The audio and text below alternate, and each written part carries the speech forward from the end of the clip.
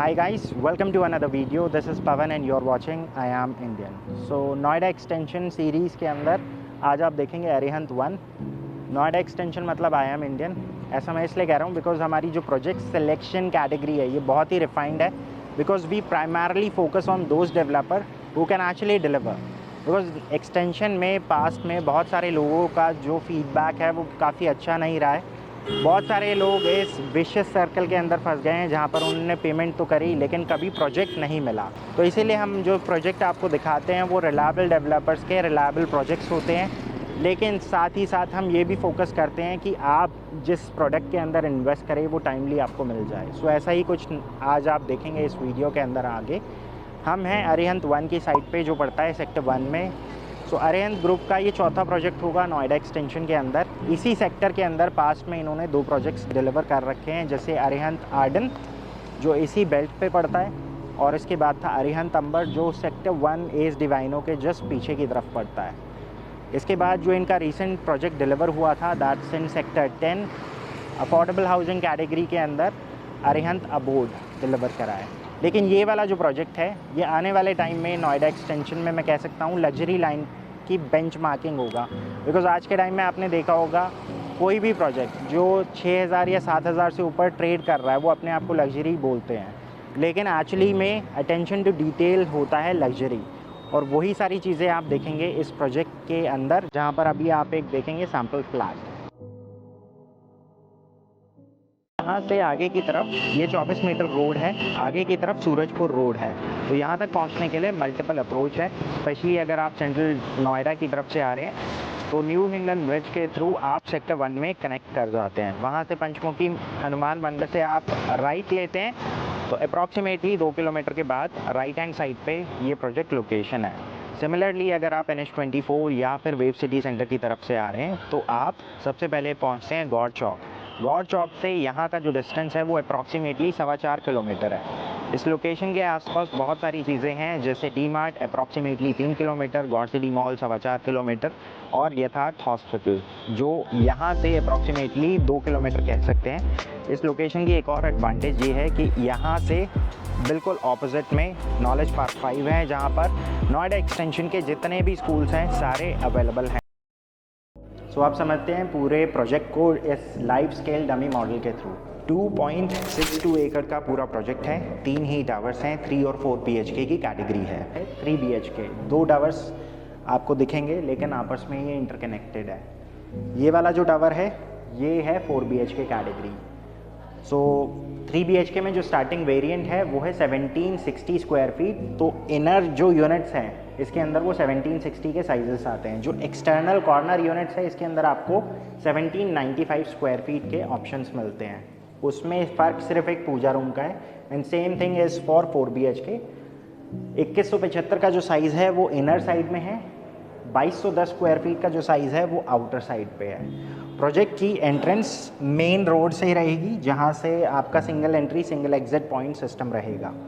Club में अगर अच्छी बात ये है कि यहाँ पर जो शॉप्स हैं ये ओपन टू ऑल भी है और इनसाइड जो रेसिडेंट्स हैं उनके लिए भी एक्सेसिबल है। क्लब हाउस की एंट्रेंस यहाँ से रहेगी, जहाँ पर आप देख रहे हैं टावर ए की जो लॉबी है उसके जस्ट बैक साइड पे, एडजेसेंट कह सकते हैं उसको। पूरे प्रोजेक्ट का जो चार्म है वो है इसका club house, because club house के ऊपर बहुत ज़्यादा वर्किंग करी है डेवलपर ने और जितना भी प्ले एरिया इसके ऊपर ज़्यादा फोकस करा है। सो ये ऑलमोस्ट 1.25 एकड़ का एरिया है जिसके अंदर इन्होंने outdoor activities plus club house को रखा हुआ है। बहुत सारे लोगों को डमी पे समझ आता है, बहुत सारे लोगों को एक्चुअल देख के समझ आता है। सो सामने की तरफ है सेक्टर का रोड और पीछे की तरफ है अगेन एक सेक्टर रोड। पीछे जितना एरिया है वो सारा आबादी लैंड है और गांव की ज़मीन पड़ती है। बहुत सारे लोगों को ये एक नेगेटिव एस्पेक्ट लगता है, लेकिन जब आप हाई राइज सोसाइटी के अंदर रहते हैं तो बाहर का जो व्यू है इतना ज़्यादा मैटर नहीं कर रहा है, अनलेस एंड अनटिल आपका गोल्फ कोर्स व्यू हो या फिर हाईवे व्यू हो, तब तो बात बनती है। लेकिन जब आप एक्सटेंशन में आ रहे हैं तो ये सारी चीज़ें चल जाती हैं। सामने की तरफ है स्टेलर G1, नोएडा एक्सटेंशन का सबसे पहले डिलीवर होने वाला प्रोजेक्ट। इसके बाद मेरे ख्याल से काउंटी ग्रुप का चेरी काउंटी डिलीवर हुआ था। इस बेल्ट में आगे की तरफ चले जाएं तो Paramount Emotions, Trident Embassy Reso और एक्सप्रेस एस्ट्रा जैसे प्रोजेक्ट्स हैं जिनका रिसेंटली हमने रिव्यू करा है और वो आप चैनल के नीचे डिस्क्रिप्शन लिंक में देख सकते हैं। अभी इस साइड के ऊपर अगर हम देखें तो 2 टाइपोलॉजी है 3 और 4 BHK। सामने जो टावर आप देख रहे हैं जो काफ़ी अच्छी हाइट अचीव कर चुका है, इसके अंदर 3 BHK टाइपोलॉजी है। इस जगह पे आएगा 4 BHK का टावर और सामने की तरफ आएंगी कमर्शियल शॉप्स। तो अब यहाँ से चलते हैं सैम्पल फ्लैट की तरफ जो एचुअल टावर के अंदर। तो अब हम आ गए हैं एचुअल लॉबी और एचुअल टावर के अंदर। 3 BHK का टावर है जिसमें 2 टाइपोलॉजीज आती है। 1760 जिसका सैम्पल आप देखेंगे, 1795 जिसमें पूजा यूनिट का ऑप्शन आता है वो आप सबसे लास्ट में देखेंगे। वहाँ से आपको एक दोनों फ्लैट का जो डिफरेंस है वो समझ आ जाएगा। इवन दो 35 स्क्वायर फीट का डिफरेंस है, लेकिन बहुत सारे लोगों के लिए वो जो एक्स्ट्रा एरिया है वो बहुत महत्व रखता है, बिकॉज उस एरिया के अंदर आप बहुत सारी चीज़ें प्लान कर सकते हैं, जैसे पूजा यूनिट, स्टडी या फिर एक बार कंसोल। इस प्रोजेक्ट में आज जहाँ पर हम हैं ये कह सकते हैं आने वाले टाइम में नोएडा एक्सटेंशन के लिए एक बेंचमार्क का काम करेगा, बिकॉज बहुत सारी चीज़ें यहाँ पर ऐसी हैं जो अभी तक आपने सिर्फ नोएडा के प्रीमियम हाउसिंग प्रोजेक्ट्स के अंदर देखी थी, जैसे कल्पतरू, वेस्टा, गोदरेज या फिर एम्बियंस। तो ये वो डेवलपर हैं जो अपनी क्वालिटी के लिए जाने जाते हैं और लोग यहाँ पर अगर 15-16 हज़ार रुपये भी प्राइसिंग हो तो देने से झिझकते नहीं हैं। और वही रीज़न्स आज आपको दिखेंगे अरिहंत 1 के अंदर। लेआउट के ऊपर हम बाद में बात करेंगे, अभी हम पहले आउटर जो कॉमन एरिया है उसके ऊपर बात करते हैं। हर फ्लोर पे 4 फ्लैट हैं और 4 लिफ्ट का प्रोविज़न है। ये वाली जो लिफ्ट है ये सर्विस लिफ्ट रहेगी। इसके बाद लाइन से ये जो 3 लिफ्ट्स अभी आप देख रहे हैं इसमें हाई स्पीड एलिवेटर्स है, फिजुत्सु की लिफ्ट्स होंगी। और इसमें भी अगर आप देखें तो लॉबी एरिया को बहुत अच्छे से रिफाइन कर रखा है, बिकॉज एक सिंगल स्टोन यहाँ पर प्लेस्ड है। तो जितना बड़ा पत्थर उतना महंगा और उतनी ही कम कार्विंग उसके अंदर नज़र आती है। लॉबी एरिया में ओपननेस है अनलाइक एनी अदर प्रोजेक्ट, जिसके अंदर ये वॉकिंग स्पेस जो है ना ये भी 4 फीट तक का मैंने देखा है, और they call themselves as premium housing. तो यहाँ पर ओपननेस है, ओपन टू एयर सर्कुलेशन है, तो सर्कुलेशन काफ़ी अच्छी रहेगी लॉबी के अंदर भी। अभी जो सैंपल आप देखेंगे ये 1760 स्क्वायर फीट के अंदर एक 3 बेडरूम 3 टॉयलेट यूनिट है। आइए लेट्स स्टार्ट द टूर।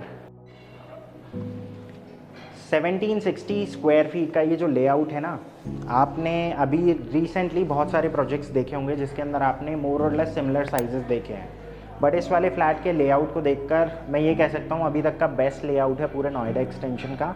इसका जो क्लोज कॉम्पिटिटर है वो सिर्फ ATS का प्रोजेक्ट है, डेस्टिनेर या फिर हैप्पी ट्रेल या फिर नोबिलिटी और हैप्पी ट्रेल में भी 1625 और 1675 वाला साइज़ इसको कम्पीट कर सकता है। बाकी ATS डेस्टिनेर में जो 1900 का साइज़ है वो इसका क्लोज कम्पिटिटर है, बिकॉज लोडिंग आपको कहीं दिखेगी ही नहीं। इस फ्लैट के अंदर अगर आप देखें तो कॉमन स्पेसिफिकेशंस के अंदर बहुत सारी चीज़ें ऐसी हैं जो मेजर अपग्रेड्स हैं when we compare with the existing projects of Arihant या फिर दूसरे superior projects. To start with will begin with the washroom. ये था कॉमन एरिया जिसमें आपको फॉये एरिया स्पेस मिल जाता है।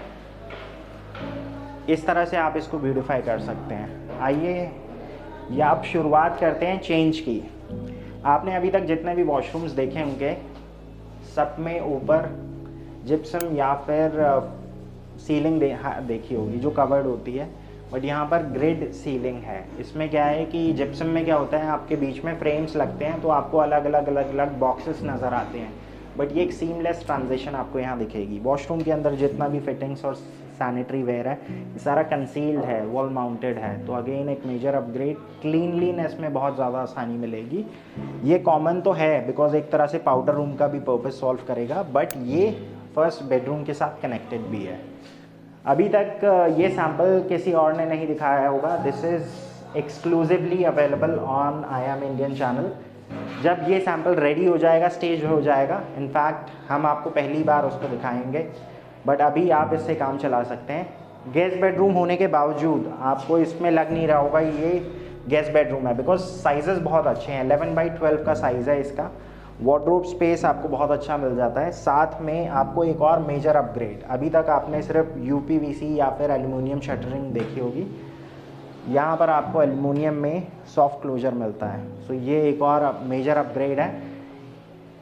इस टाइप के जो डोर्स होते हैं, जो बालकनी डोर्स होते हैं, ये हाई एंड सोसाइटीज़ में लगे होते हैं, बिकॉज़ वहाँ पर टावर की जो हाइट है वो 40 स्टोरी तक जाती है, विंड प्रेशर बहुत ज़्यादा होता है, तो इसकी कैपेसिटी जो एयर प्रेशर को होल्ड करने की है वो थोड़ी ज़्यादा है। अब बात हम कर रहे हैं अरिहंत 1 के लेआउट की। अब अगर आप देखें तो एक टिपिकल एल शेप में लिविंग डाइनिंग है, बट एल शेप होने के बावजूद इसमें स्पेस बहुत ज़्यादा है। लिविंग का स्पेस डिफाइंड है, इसके बाद डाइनिंग का स्पेस सेपरेट है, इससे थोड़ा बड़ा है dining area. Floor to floor height भी अगर हम देखें तो 10.25 फीट है, जिसकी वजह से ओपननेस और रूम जो है वो ज़्यादा बड़े लगते हैं। जितनी भी बालकनीज है उसके अंदर कोलैप्सिबल डोर्स नहीं है, सिंगल फ्रेम में है और एंड टू एंड है। ऑलमोस्ट 8 फीट इसकी हाइट आ जाती है, जिसकी वजह से जो लाइट की पेनिट्रेशन है आपके घर के अंदर काफ़ी ज़्यादा होगी। तो जितनी भी लाइट है, नेचुरल लाइट, वो आपके घर के अंदर ज़्यादा से ज़्यादा आ पाएगी। क्रॉस वेंटिलेशन बहुत अच्छी होगी इस वाले फ्लैट की, और इनफैक्ट सारे फ्लैट्स की, बिकॉज लेआउट कुछ इस तरह से डिज़ाइन किए गए हैं। अब इसमें डाइनिंग वाले से स्पेस को अगर आपने और सेग्रीगेट करना है तो इस फॉल्स वॉल को आप थोड़ा सा और आगे तक बढ़ा सकते हैं, जिसकी वजह से आपका ये वाला जो स्पेस है थोड़ा प्राइवेट बन जाता है। इवन दो अगर आप इस लेआउट में देखेंगे तो अगर कोई लिविंग में बैठा है तो आपका कोई भी बेडरूम विजिबल नहीं है, ये बहुत अच्छी बात है।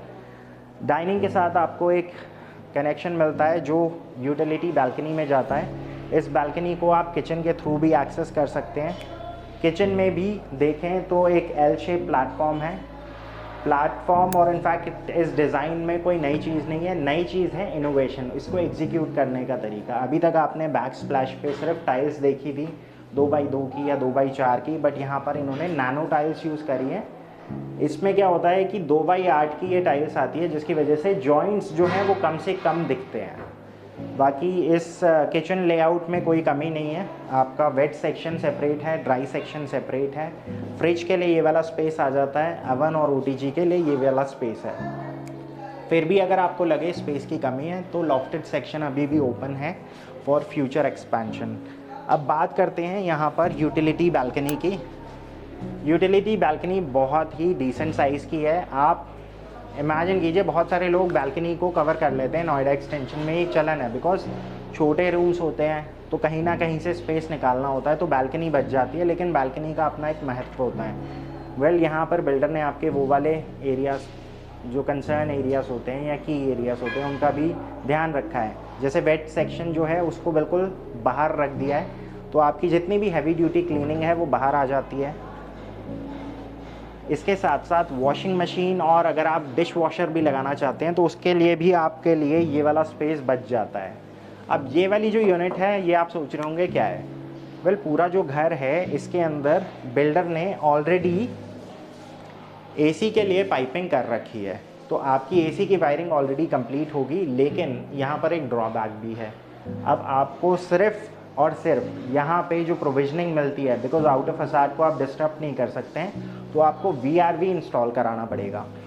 इसकी functionality just like normal AC की तरह ही होती है। आप सभी रूम्स को अलग अलग कंट्रोल कर सकते हैं, ऑपरेट कर सकते हैं। बस इसकी आउटडोर यूनिट एक ही होगी जो रेयर सेक्शन में आ जाती है, जो बिल्डिंग की फ्रंट एलिवेशन को डिस्टर्ब नहीं करता है। अब यहाँ से चलते हैं हम सेकेंड बेडरूम में, जो है मास्टर बेडरूम। आइए, मास्टर बेडरूम एक टिपिकल रेक्टेंगल शेप में है, लेकिन डायमेंशंस बहुत अच्छी हैं, आप स्क्रीन पे देख रहे हैं। और साथ में है इसकी एक बालकनी जो प्राइवेट है, 6 फीट वाइड है। लिविंग वाली जो बालकनी थी वो थी 8 फीट वाइड। अब इसके बाद इस वाले रूम में आपने एक चीज़ शायद अभी तक नोटिस ना करी हो, वार्डरोब के लिए स्पेस, वो यहाँ आ जाता है। सो इस वॉशरूम में एक डिफरेंट कलर थीम है, साथ में एक डिफरेंट डिज़ाइन है। अभी तक ये वाला ऑप्शन बहुत ही कम डेवलपर देते थे, नॉर्मली वॉक इन क्लॉजेट के साथ आता था, बट यहाँ पे क्लॉजेट का स्पेस नहीं था, इसीलिए ये वाला स्पेस जो है उसको अंदर लेकर आ गए हैं। तो वॉक इन क्लॉजेट तो नहीं है, बट वॉक थ्रू क्लॉजेट दे दिया है। आइए अब यहाँ से चलते हैं थर्ड रूम की तरफ। सो ये रहेगा थर्ड बेडरूम, इसमें डिफरेंट कलर थीम है एंड आउट ऑफ ऑल 3 मुझे अभी तक ये वाला जो वॉशरूम का डिज़ाइन है ये समझ आया है सबसे ज़्यादा, बिकॉज कलर जो है बहुत ही सूदिंग कलर है। और इसमें वॉशरूम के जो अभी तक आपने साइज़ देखे होंगे ये एवरेज वॉशरूम से बड़े साइजेस हैं। इसमें आपको वार्डरोब के लिए यहाँ पर स्पेस मिल जाता है। इस बेडरूम के अंदर आपके पास 2 जगह एक्सपोजर हैं, एक विंडो के थ्रू, एक बालकनी के थ्रू, जो इसके साथ कनेक्टेड है और इसकी एक लौती बालकनी है, किसी के साथ शेयरिंग नहीं है। सो अब यहाँ से आते हैं बहुत सारी इनोवेशन पे जिस पे बिल्डर ने काम करा है। डोर टू डोर हाइट है 8 feet, floor to floor height है 10.25 फीट। इसके बाद अगर आप देखें तो जितने भी इलेक्ट्रिकल पॉइंट्स हैं जहाँ पर अभी इन्होंने फोकस लाइट्स लगा रखी हैं, ये आजकल ट्रेंड में है, इन में है। इसमें 2-3 कलर्स और आते हैं, इनफैक्ट मैंने भी अपने घर में यूज़ करी है। इसमें ब्लैक वाला ऑप्शन आता है, एक रोज़ गोल्ड में भी आता है। इवन तो बिल्डर ने इंटीरियर के साथ यहाँ पर वाइट यूज़ करी है, ये भी अच्छी लग रही है। तो ये जितने भी पॉइंट्स हैं ये ऑलरेडी होंगे। और अब आते हैं लिविंग की बालकनी में, जो था एक मेजर अट्रैक्शन पॉइंट। लिविंग की बालकनी में अगर आप देखें तो ये ग्रिड सीलिंग ऑलरेडी डेवलपर करके देगा। सो ये था एक 1760 स्क्वायर फीट में 3 bedroom 3 toilet unit at Arihant 1। इसका एक और साइज़ आता है, जैसा मैंने आपको स्टार्टिंग में बताया था। इसमें एक वेरिएंट है जिसके अंदर आपको पूजा स्पेस मिलता है, तो अब हम वो देख कर आते हैं। उसमें कारपेट अंदर का जो है वो मोर और लेस सेम ही रहता है, जो डिफरेंस है वो यहाँ पर आ जाता है। इस स्पेस में यहाँ पर आपको मिलता है एक पूजा सेक्शन, आइए वो देखते हैं। 3 BHK का जो दूसरा वेरिएंट है 1795 स्क्वायर फीट का, उसके अंदर जो 35 स्क्वायर फीट है वो इस एरिया के अंदर आता है। तो बहुत सारे लोग ऐसे होंगे जिनको पूजा रूम की रिक्वायरमेंट है या फिर स्टडी एरिया चाहिए with in the living area itself, या फिर वार्डरोब स्पेस एक्स्ट्रा चाहिए, या फिर बार यूनिट प्लान करना चाह रहे हैं, तो ये एरिया आपकी वो रिक्वायरमेंट फुलफिल कर सकता है।